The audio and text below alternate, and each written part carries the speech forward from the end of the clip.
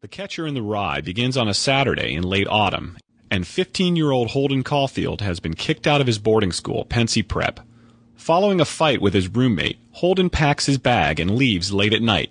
He travels by train to his hometown, New York City, but because he wants to delay his parents' knowledge of his expulsion from school for as long as possible, he plans to avoid returning to their apartment until Wednesday. Instead, Holden checks into a shabby hotel where he dances with some tourist girls. Then Holden visits a Greenwich Village nightclub. Back at the hotel, he hires a prostitute but doesn't have sex with her and is roughed up by the prostitute's pimp. On Sunday, Holden wanders the city, from Grand Central Station to the Theater District to Radio City Music Hall to Central Park, reconnecting with various acquaintances. Eventually, he sneaks into his parents' apartment to visit his little sister Phoebe. Later that night, he visits his high school English teacher, Mr. Antolini, who appears to make a drunken pass at Holden. Holden leaves.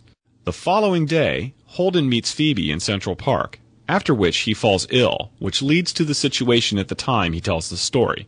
He is a patient at a mental hospital, planning to return to school in September, and thinking rather wistfully about some of the people he has known. Top 3 things every student should know about the novel. 1. Holden Caulfield is one of the best-loved fictional characters in American literature. Like another popular character, Huck Finn, Holden tells his own story in his own words as if speaking aloud, and it is Holden's, quote, voice, unquote, on the page, rather than the plot of The Catcher in the Rye, for which the novel is most remembered. 2. Although The Catcher in the Rye seems like the unedited thoughts and feelings of an actual teenager, it is nothing of the kind.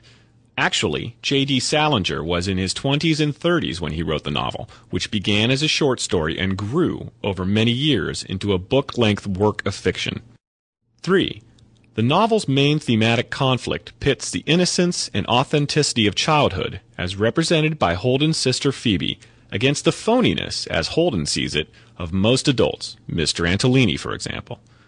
Neither a child nor a grown-up, Holden resists maturation, a process he sees as characterized by loss rather than growth.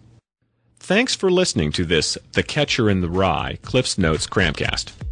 To find out more about this literature note, get homework help in many other subjects, or give us your feedback, please visit cliffsnotes.com.